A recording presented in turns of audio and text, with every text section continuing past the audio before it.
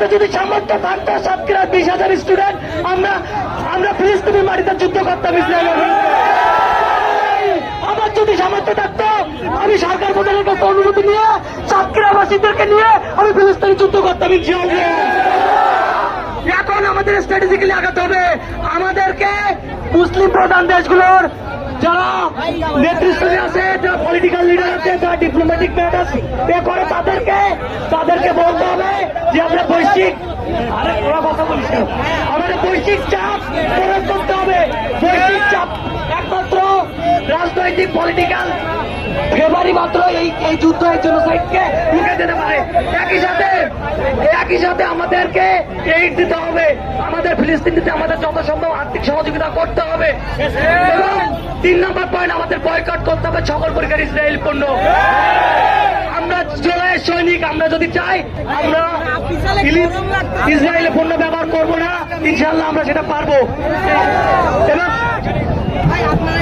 এবং চতুর্থ যেটা, আমাদের নিজেদের এবং ভবিষ্যৎ প্রজন্মের এবং আমাদের নিজেদের প্রস্তুতি থাকতে হবে ফিলিস্তিনের যুদ্ধ করার জন্য। এবং সাতক্ষীরাতে যত শোরুমে ইসরায়েলের পণ্য থাকে, সাতক্ষীরার যত শোরুমে ইসরায়েলের পণ্য থাকে, সব শোরুমের পণ্য বয়কট করতে হবে।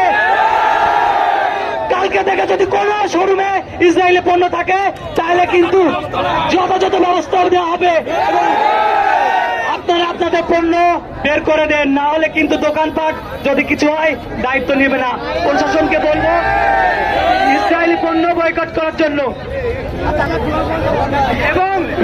এবং একই সাথে লাস্টলি আমরা যা বলতে চাই, আমরা যে পলিটিক্যাল এবং নিজেরা যারা শিক্ষার্থী রয়েছে জানে আমরা প্রস্তুত থাকবো সামনে ইসরায়েলের বিরুদ্ধে যুদ্ধ করার জন্য। আমরা প্রস্তুত থাকবো যুদ্ধ করার জন্য। আমরা প্রস্তুত থাকবো ইনশাআল্লাহ।